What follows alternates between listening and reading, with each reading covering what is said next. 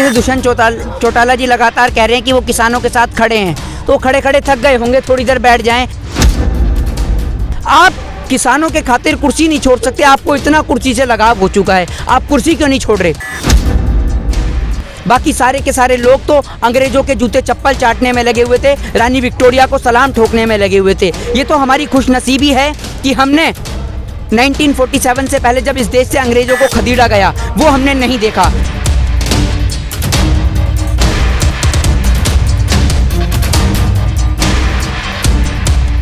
कि लोगों की तो आदत खराब है। एक बात मुझे बताइए, जब सत्ता में बीजेपी है तो मैं सवाल बीजेपी से ही तो करूंगा, ये जाके कांग्रेस से करूं या अखिलेश यादव से करूं, मायावती से करूं, किससे करूं? कृषि संबंधित जो बिल है ये पूरे देश का मसला है, तो इसलिए सवाल देश के प्रधानमंत्री जी से ही होगा। कहीं पे भी चले जाओ, कोई भी लड़ाई हो तो हमेशा पंजाबी, बॉर्डर पे चले जाओ तो भी पंजाब की फौजों को आगे कर रखा है, पग्गों वालों को ही सामने करना होता है, उन्होंने ठेका ले रखा है सारी लड़ाइयाँ लड़ने का।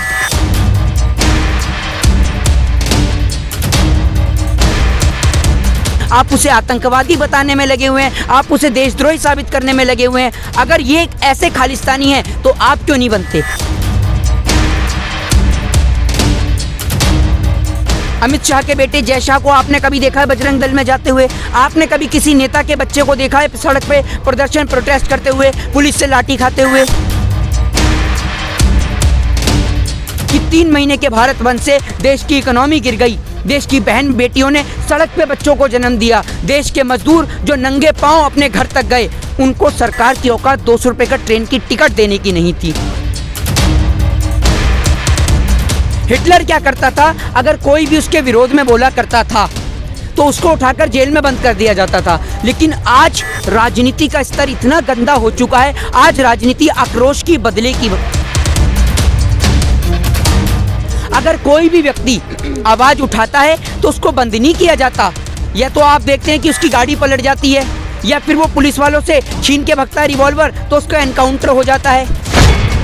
कोई फर्क नहीं पड़ता बीजेपी आरएसएस के लोगों को, इन्हों को तो सिर्फ वो 2.25 आंख वाला बाबा रामदेव।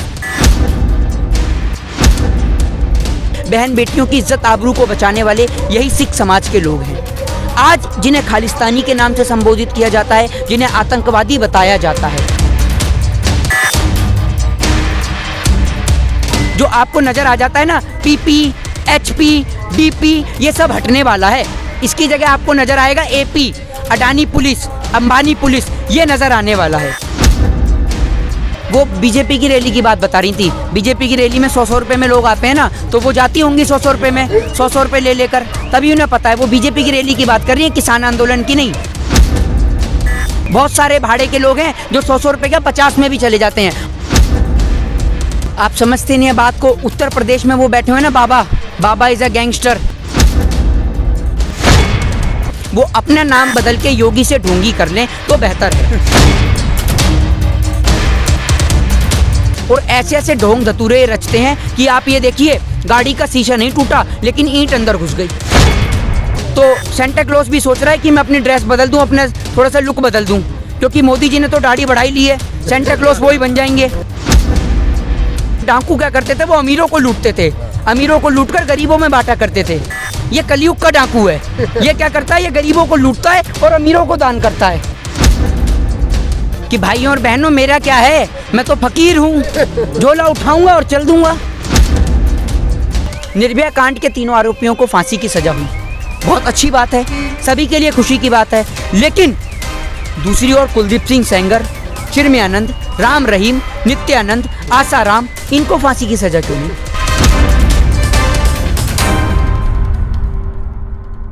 ਕਹਿੰਦੇ ਨੇ ਕਿ ਹੌਸਲੇ ਤੇ ਹਿੰਮਤ ਦੇ ਨਾਲ ਸਭ ਕੁਝ ਹੋ ਜਾਂਦਾ, ਬਸ ਸੁਪਨੇ ਪੂਰੇ ਕਰਨ ਦਾ ਜਨੂਨ ਹੋਣਾ ਚਾਹੀਦਾ। ਐਵੇਂ ਦੀ ਇੱਕ ਸ਼ਖਸੀਅਤ ਦੇ ਨਾਲ ਮਿਲਾਵਾਂਗੇ ਜੀ। ਕੁੰਡਲੀ ਚੌਂਕ ਬੈਰੀਅਰ ਦੇ ਉੱਤੇ ਦਿੱਲੀ ਵਿਖੇ ਪਹੁੰਚ ਚੁੱਕੀਆਂ ਕਿਸਾਨ ਸੰਘਰਸ਼ ਅੰਦੋਲਨ ਦੇ ਵਿੱਚ ਹਿੱਸਾ ਲੈ ਚੁੱਕੇ, ਜਿਵੇਂ ਸਿੱਧੂ ਮੂਸੇਵਾਲੇ ਨੇ ਗਾਣਾ ਵੀ ਗਾਇਆ ਸੀ, ਤੇਰੇ 21 ਸਾਲਾਂ ਦੇ ਜੱਟ ਨੂੰ ਬਾਈ ਬਾਈ ਕਹਿੰਦੀ ਦੁਨੀਆ। ਸੋ ਇਹ ਜਿਹੀ ਇੱਕ ਸ਼ਖਸੀਅਤ ਹੈ, ਕਿਸੇ ਜਾਣ ਪਹਿਚਾਣ ਦੇ ਮੁਹਤਾਜ ਨਹੀਂ, ਮੋਹਿਤ शर्मा जी। सो मोहित शर्मा जी, किवें आना होया इत्थे? जी, देश का किसान सड़क पे उतरा हुआ है, तो मैं क्या, देश के हर एक व्यक्ति को, जो भी व्यक्ति रोटी खाता है, अनाज खाता है, हर एक व्यक्ति का फर्ज है कि आज देश के किसान के अनाज का, उसकी रोटी का जो कर्ज है वो आकर यहाँ आकर चुकाए। सो कल ही दुष्यंत चौटाला ने मीटिंग की है तोमर जी के साथ, जो कृषि मंत्री है। सो उसके बारे में क्या कहना है आपका? जी, जिस तरीके से दुष्यंत चौटाला जी लगातार कह रहे हैं कि वो किसानों के साथ खड़े हैं, तो वो खड़े खड़े थक गए होंगे, थोड़ी देर बैठ जाएं तो ठीक रहेगा उनके लिए। उन्हों का काम बस यही है। आप किसानों के खातिर कुर्सी नहीं छोड़ सकते, आपको इतना कुर्सी से लगाव हो चुका है, आप कुर्सी क्यों नहीं छोड़ रहे? अगर सरकार इन काले कानूनों को वापस नहीं लेती और आप सच में किसानों के समर्थन में हैं, तो कुर्सी छोड़िए और किसानों के साथ कंधे से कंधा मिलाकर खड़े होइए। सो 20 साल उम्र है, इतनी कम उम्र और छोटा पैकेट बड़ा धमाका वाली बात करते हो आप तो मीन्स जो आपको कहा जाता है कि बीजेपी के आप एंटी हो, तो जो विरोधी पार्टियों ने आपको प्लांट किया गया है, सो ऐसा कुछ है? जी देखिए, पहली बात तो आपने कहा कि इतनी कम उम्र है। आप ये देखिए कि आप जिस पंजाब से आती हैं वहीं से ही राजगुरु सुखदेव और भगत सिंह थे। छोटी सी उम्र में देश के खातिर शहीद हो गए थे, फांसी के तख्ते पे झूल गए थे।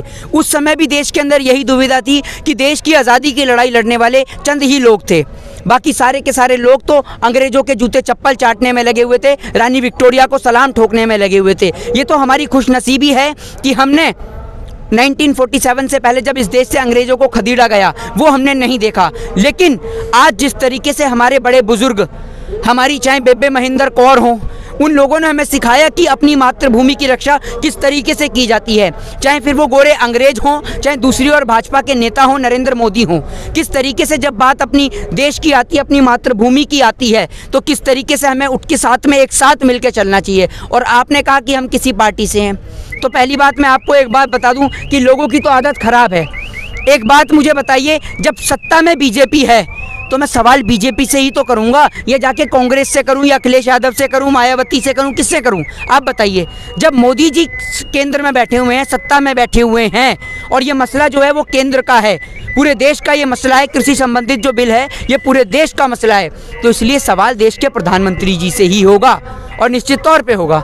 सो मसले की बात की गई है कि पूरे देश का मसला है, पर लीड करता हुआ हर बार पंजाब ही नजर आता है। कहीं पे भी चले जाओ, कोई भी लड़ाई हो तो हमेशा पंजाब ही, बॉर्डर पे चले जाओ तो भी पंजाब की फौजों को आगे कर रखा है, पग्गों वालों को ही सामने करना होता है, उन्होंने ठेका ले रखा है सारी लड़ाइयाँ लड़ने का।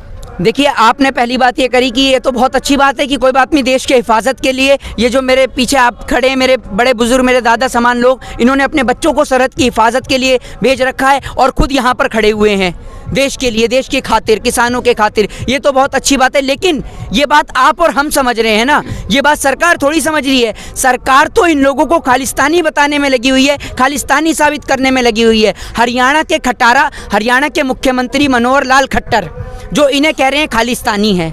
अरे जिसका बेटा देश की हिफाजत करते हुए, सरहद की हिफाजत करते हुए शहीद हो गया, आप उसके पिता को खालिस्तानी समर्थक बताने में लगे हुए हैं, आप उसे आतंकवादी बताने में लगे हुए हैं, आप उसे देशद्रोही साबित करने में लगे हुए हैं। अगर ये ऐसे खालिस्तानी हैं तो आप क्यों नहीं बनते? आप अपने बच्चों को पढ़ने के लिए विदेश में, ऑक्सफोर्ड जैसी यूनिवर्सिटी में क्यों भेजते हैं? विदेशों में क्यों पढ़ने के लिए भेजते हैं? आप एक बात मुझे बताइए, आपने कभी स्मृति ईरानी के बेटे को देखा है कभी आरएसएस में जाते हुए? आपने कभी अमित शाह के बेटे जय शाह को आपने कभी देखा है बजरंग दल में जाते हुए? आपने कभी किसी नेता के बच्चे को देखा है सड़क पे प्रदर्शन, प्रोटेस्ट करते हुए, पुलिस से लाठी खाते हुए?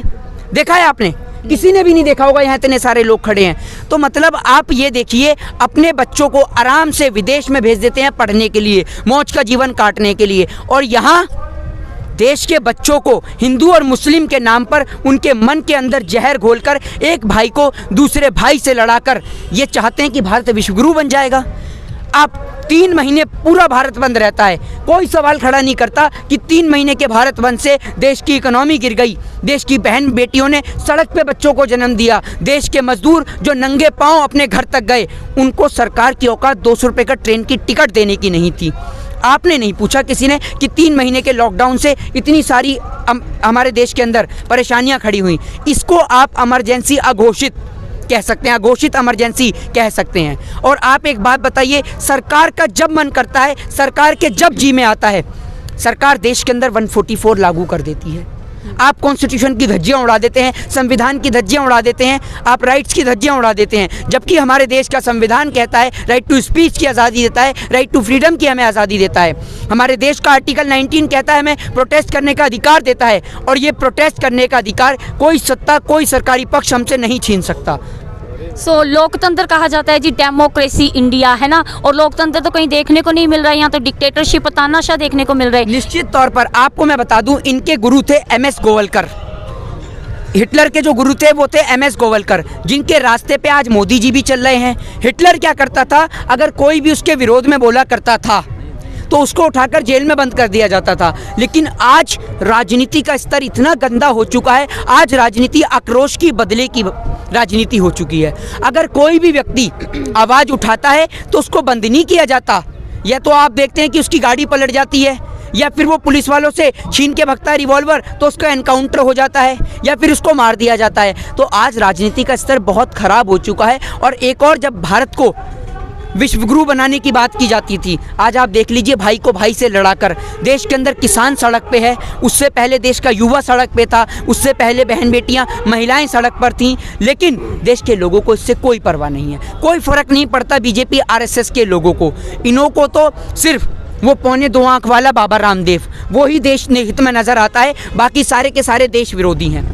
सो बात करें हरियाणा की, हरियाणा में बहुत ज़्यादा अंधभक्त मोदी पाए जाते हैं, है ना। तो 3 जत्थेबंदियों ने और भी कई जत्थेबंदियों ने कहा है कि हम तो मोदी के साथ हैं, जो उन्होंने कानून लागू किए हैं हम उनके साथ हैं, अगर कानून रद्द किए जाते हैं तो ज़्यादा बवाल होगा। तो उनके बारे में क्या कहना है? देखिए, वो अंधभक्त नहीं है, पहली बात तो ये, वो हमारे ही भाई हैं, जिन्हों के मन के अंदर इतना जहर भर दिया गया है, इतना जहर भर दिया गया है। आप मेरे पीछे सरदार जी को देख रहे होंगे, ये वीर जी जो खड़े हुए हैं। आप अगर हिंदू धर्म की बात करते हैं, जब सरेआम बहन बेटियों की इज्जत और आबरू लूटी जा रही थी, तो हिंदू धर्म को बचाने वाले, बहन बेटियों की इज्जत आबरू को बचाने वाले यही सिख समाज के लोग हैं। आज जिन्हें खालिस्तानी के नाम से संबोधित किया जाता है, जिन्हें आतंकवादी बताया जाता है। दूसरी बात, वो लोग जिन्हों के मन में जहर भर दिया गया है, उन भाइयों को समझना होगा। जब एक दलित को घोड़ी नहीं चढ़ने दिया जाता, आप उसके पक्ष में नहीं बोलते। देश के अंदर CA NRC का आंदोलन होता है, आप उसके पक्ष में नहीं बोलते, क्योंकि उससे आपको कोई फ़ायदा नहीं है। देश के अंदर महिलाओं की, बहन बेटियों की इज्जत और आबरू लूटी जाती है, आप उसके पक्ष में नहीं बोलते, क्योंकि उससे आपको कोई फ़ायदा नहीं है। देश के अंदर बेरोजगारी होती है, युवा सड़क पे उतरते हैं, आप उसके पक्ष में नहीं बोलते, क्योंकि उससे आपको कोई फ़ायदा नहीं है। रातों रात GST और नोटबंदी लागू कर दिया जाता है, आप उसके पक्ष में नहीं बोलते, क्योंकि उससे आपको कोई फ़ायदा नहीं है। लेकिन अब बात देश के किसान, देश के अन्नदाता की है। आपको ये बात समझनी होगी कि ये जो सरकार है, ये इन किसान भाइयों को अंबानी और अडानी का गुलाम बनाना चाहती है। और अभी तो बारी सिर्फ इन जवानों की, देश के किसानों की है, इसके बाद बारी देश के जवानों की भी आएगी। जो आपको नज़र आ जाता है ना, PP, HP, DP, ये सब हटने वाला है। इसकी जगह आपको नज़र आएगा AP, Adani police, Ambani police, ये नज़र आने वाला है। देश की सरकार हर चीज़ का निजीकरण करने में लगी हुई है, हर चीज़ को बेचने में, नीलाम करने में लगी हुई है। सो बात हुई थी कि 100 रुपये में यहाँ पे लेडीज़ आ रही हैं, क्या यहाँ इतनी ठंड में लोग जान पे खेल रहे हैं, अपने ज़मीर से, ज़मीर जागो है इसलिए आए हुए हैं, यहाँ तो ज़िंदगी और मौत का सवाल है, क्या 100 रुपये के लिए भागे हुए सेलिब्रिटीज़ का ऐसा कहना है। वो कहते हैं कि बुद्धिजीवों को तो पता ही नहीं ये कानून है क्या, बुद्धिजीवों को पता है, और जो भोले भाले किसान इनको पता ही नहीं ये कानून है क्या। वो बीजेपी की रैली की बात बता रही थी। बीजेपी की रैली में 100 रुपये में लोग आते हैं ना, तो वो जाती होंगी 100 रुपये में, 100 रुपये ले लेकर, तभी उन्हें पता है। वो बीजेपी की रैली की बात कर रही है, किसान आंदोलन की नहीं। वो आपकी थोड़ी सी गलत फहमी हो गई है, वो इसीलिए कह रही हैं। 100 रुपये में वो लोग जाते हैं बीजेपी की रैली में। बहुत सारे भाड़े के लोग हैं जो 100 रुपये का 50 में भी चले जाते हैं, और इन लोगों का तो काम ही यही है, खाया पिया और उसके बाद 100 रुपये लेकर अपने आ गए। सारे लोग बीजेपी की रैली में 100 रुपये में नजर आते हैं। आप समझ गए होंगे, क्योंकि इन्हें पता है ना, ये 100 रुपये में बुलाते हैं और जाते भी हैं, तो इन्हें पता है, ये सोच रहे हैं कि यहाँ भी 100 रुपये में। अरे जितने आप लोगों के नेताओं की संपत्ति नहीं है ना, उससे ज़्यादा यहाँ पर कई करोड़पति, अरबपति लोग यहाँ पर आकर खड़े हुए हैं, जो किसान आंदोलन में आए हुए हैं। और वो देश का किसान है, उसका घर खेती से चलता है, उसके लिए खेती उसकी माँ से बढ़कर है, उसके लिए भूमि उसकी माँ से बढ़कर है। वो अपनी मातृभूमि को ज़्यादा चाहता है, अपनी घरवाली माँ से ज़्यादा, और वो इस मातृभूमि के खातिर अपने प्राणों की आहुति भी दे सकता है। और ये आप लोगों की तरह नहीं है। जो आप कह रहे हैं 100 रुपये में, इन्होंने इस आंदोलन के खातिर हमारे 12 किसान भाई शहीद हो चुके हैं अब तक इस आंदोलन के चलते, लेकिन देश की सरकार इस और बिल्कुल भी जरा भी ध्यान नहीं दे रही है। सो बीजेपी की बात की है आपने कि बीजेपी में 100 रुपये में जाते हैं, तो बीजेपी के इलेक्शन हुए यूपी में, मतलब रैलियां निकाली गई, वहाँ कोरोना बिल्कुल भी देखने को नहीं मिला। पर जैसे ही किसान आंदोलन शुरू हुआ तो दिल्ली में बहुत ज़्यादा कोरोना फैल गया। यहाँ किसानी आंदोलन में भी 1000 लोगों पे पर्चा कर रखा है, उनको पर्चे दे रखे कि आपको कोरोना है ना, तो क्या कहना है? आप समझते नहीं है बात को। उत्तर प्रदेश में वो बैठे हुए ना बाबा इज़ अ गैंगस्टर, समझ रहे हैं आप? वो बाबा नाम बदल देते हैं। जब उत्तर प्रदेश में चुनाव हो तो उत्तर प्रदेश का नाम बदल दो। वो उत्तर प्रदेश का नाम बदल के न्यूजीलैंड रख देते हैं उस समय तक, जब तक प्रचार चल रहा है, चुनावी प्रचार। वो ऐसे व्यक्ति हैं जो वो कभी कहते हैं कि मेरे ऊपर अगर उनके ऊपर मुकदमा हो जाए तो उन्हें रोना आ जाता है। वो अपने पिताजी के अंतिम संस्कार में नहीं जाते। वो नाम बदलने में बहुत विश्वास रखते हैं। वो अपना नाम बदल के योगी से ढोंगी कर लें तो बेहतर है। समझ रहे हैं आप? क्योंकि सबसे ज़्यादा अगर उत्तर प्रदेश के अंदर सबसे ज़्यादा अगर कोई मरने वाला है तो वो साधु समाज के ही व्यक्ति हैं। उत्तर प्रदेश हो चाहे कोई भी भाजपा शासित प्रदेश, आज हर प्रदेश का बुरा हाल है। बहन बेटियों की आप इज्जत आबरू नहीं संभाल पा रहे, और बहन बेटियों को भी आप कहाँ से संभालेंगे? आपका कोई नेता कहता है मेरे ऊपर पत्थर मार रहे हैं, एक नेता कहता है मुझे घर से बाहर नहीं निकलने दे रहे, एक कहता है मेरे को जान से मार देंगे, मेरे पूरे परिवार को मार देंगे। अबे जब नेता लोग अपनी हिफाजत नहीं कर पा रहे तो हमारी और आपकी कौन करेगा? ये बताइए ना। जब आपको इतना ही डर है राजनीति से तो घर बैठिए, अपना राजनीति छोड़ दीजिए ना। और ऐसे ऐसे ढोंग धतूरे रचते हैं कि आप ये देखिए, गाड़ी का शीशा नहीं टूटा लेकिन ईंट अंदर घुस गई। सही बात। ऐसे ऐसे ड्रामे रचते हैं ये, आप ये सोचिए। और आप ये देखिए कि एक दिन किसान क्या कर देता है, भारत बंद। बीजेपी वालों को बहुत मिर्ची लग जाती है, वो गिनाने लग जाते हैं एक दिन के भारत बंद से क्या क्या नुकसान है। 3 महीने इन्होंने खूब पागल बनाया, कभी ताली बजा लो, कभी थाली बजा लो। और अभी तो 25 दिसंबर आ रहा है, समझ रहे हैं आप? तो सेंटा क्लॉज भी सोच रहा है कि मैं अपनी ड्रेस बदल दूं, अपने थोड़ा सा लुक बदल दूं, क्योंकि मोदी जी ने तो दाढ़ी बढ़ाई ली है, सेंटा क्लॉज वो ही बन जाएंगे। हाँ, लेकिन पहली बार ये ऐसा सेंटा क्लॉज है जो किसी को देने की बजाय लोगों से छीनता है। डाकू भी क्या करते थे? वो अमीरों को लूटते थे, अमीरों को लूटकर गरीबों में बांटा करते थे। ये कलयुग का डाकू है। ये क्या करता है? ये गरीबों को लूटता है और अमीरों को दान करता है। अगर देखा जाए तो मोदी सरकार भी, वो भी एक इंसान है। हम सबको मालूम है कि साथ जब भगवान के घर जाते हैं 1 रुपया भी साथ नहीं जाता, इवन फूटी कोड़ी एक जुराब तक हमारे साथ नहीं जाती।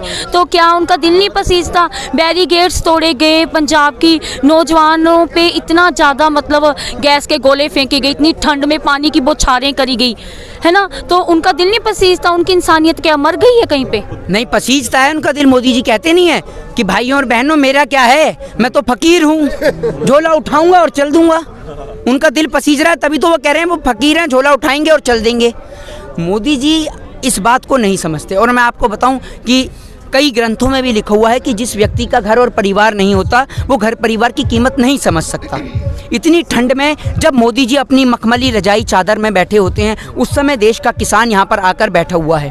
और ये किसान कोई किसी से, सरकार से भीख नहीं मांग रहा है। किसान का सिर्फ इतना सा कहना है कि जिस तरीके से आप अपने भाजपा के दलाल पत्रकारों को, उन पत्तल चाट पत्रकारों को रातों रात सुप्रीम कोर्ट से जमानत दिला देते हैं, जिस तरीके से आप रातों रात जीएसटी और नोटबंदी जैसे काले कानून लागू कर देते हैं, ठीक उसी तरीके से आप इन तीनों बिलों को वापस ले लीजिए। किसान जिस तरीके से पंजाब, हरियाणा से, उत्तर प्रदेश से, महाराष्ट्र से चल के आया है, आप किसान को माफ़ी मांगिए और आदर सम्मान के साथ किसान से बोलिए कि वो वापस अपने खेतों की ओर लौटे। किसान लौट जाएगा। आप किसान सिर्फ इतना कह रहा है कि आप इन तीनों काले कानून बिलों को वापस ले लीजिए, बस यही किसान की मांग है। कहते हैं विनाश काले विपरीत बुद्धि की छत को बड़ा गुमान था, अपने छत होने पर एक मंजिल और बन गई और छत फर्श बन गई। तो आपने बेटियों की आबरू इज्जत की बात की है। दिल्ली में या इधर उत्तर प्रदेश में बहुत ज़्यादा केस सामने आते हैं, रेप केसेस हर दिन, आए दिन एक नया केस सामने आता है। पर एक लड़की ने सोशल मीडिया पे डाला था, जब तक पंजाबी दिल्ली में है तो दिल्ली में कोई रेप केस देखने को नहीं मिलेगा। तो और ऐसा हुआ भी है शायद किसी हद तक। तो क्या कहना है कि दिल्ली थोड़ा सेफ फील कर रही है पंजाबियों के साथ? देखिए, मैं आपको पहले भी बता चुका हूँ ये बात कि जब हिंदू धर्म को बचाने वाले यही सिख समाज के लोग हैं। दूसरी बात, मैं आपको एक बात बताऊं कि बलात्कार करने वाला, आप एक बात मुझे बताइए, जिस तरीके से एक प्रोपोगेंडा फैलाया जाता है कि बलात्कार करने वाला, पहली बात तो मैं बताऊं कि बलात्कार करने वाला चाहे मौलाना हो चाहे पंडित हो, बलात्कार करने वाला कोई किसी जाति, किसी धर्म, किसी रिलीजन का नहीं होता। हर पिता के लिए उसकी बेटी की इज्जत समान होती है और हर पिता चाहता है कि अगर कोई उसकी बहन बेटी के साथ में गलत करता है, दुर्व्यवहार करता है, तो उसकी सज़ा सिर्फ एकमात्र फांसी होनी चाहिए। आप देखिए, देश के अंदर निर्भया कांड हुआ, निर्भया कांड के तीनों आरोपियों को फांसी की सज़ा हुई। बहुत अच्छी बात है, सभी के लिए खुशी की बात है। लेकिन दूसरी ओर कुलदीप सिंह सेंगर, चिन्मयानंद, राम रहीम, नित्यानंद, आसाराम, इनको फांसी की सज़ा क्यों नहीं? मतलब अगर बलात्कार करने वाला गरीब हो तो फांसी से लटका दो, और बलात्कार करने वाला कुलदीप सिंह सेंगर, चिन्मयानंद, नित्यानंद, आसाराम, राम रहीम जैसा हो तो उन्हें बैठाल के जेल की रोटी खिलाओ, है ना, क्योंकि वो बीजेपी के नेता हैं। इसलिए ऐसा ही है हमारा भारत देश महान। सो क्या संदेश देना चाहते हो लास्ट में हमारे देखिए, दर्शकों को? इस बात में कोई दोहराई नहीं है कि हमारा देश महान है, महान था, है और रहेगा, क्योंकि आज भी हमारे देश की माएँ महारानी लक्ष्मीबाई जैसी बेटियों को, राजगुरु सुखदेव और भगत सिंह जैसे बेटों को पैदा करती हैं। और हमारा भारत महान था, है और रहेगा, इस शब्द में कोई दोहराई नहीं है। आज भी हमारे देश के लोग भले ही आपस में लड़ते हों, आपस में कुछ भी कहें, क्योंकि आज तक ऐसा कोई घर नहीं है जिसमें बर्तन आपस में खटकते ना हों, जहाँ पर लोग आपस में ना लड़ते हों, भाई भाई में लड़ते हैं आपस में।